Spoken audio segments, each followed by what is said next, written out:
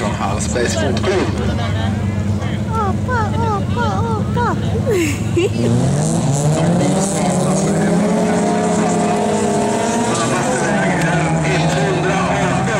Tillsammans med Askling som går på Lutten. Uppledning 136 där med Askling för Marcus Karlsson. Askling räcker iväg sin 745-arna.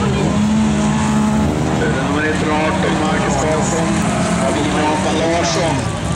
Fjärdeplatsen innebär att Reinholdsson på tredje. Apa Larsson på fjärde och Lindström på femte.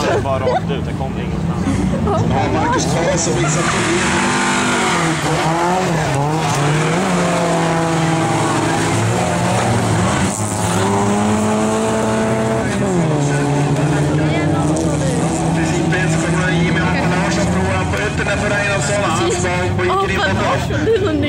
Marcus Karlsson fortfarande på andra platsen med Reinholdsson på tredje. Jimmy Apa Larsson fjärde och femte platsen Lindström samtidigt som Askling räcker ifrån i sin container i Täpe. Erik Hallbergen är nu inom de andra har kommit dit där. Nu har vi Marcus Karlsson inne där. De är ungefär 50 meter efter på sin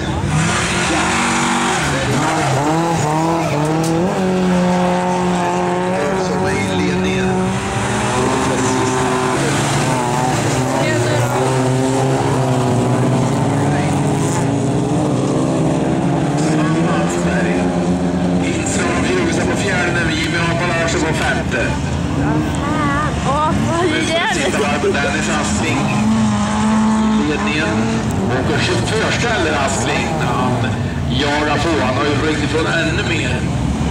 Så har vi Marcus Karlsson, Reinholdsson, Ström och Jimmy Larsson.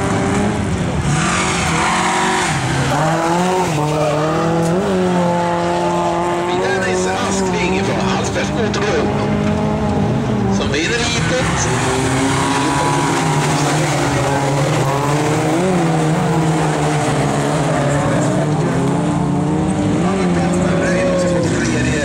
På fjärde och Jimmy Larsson på en femte plats.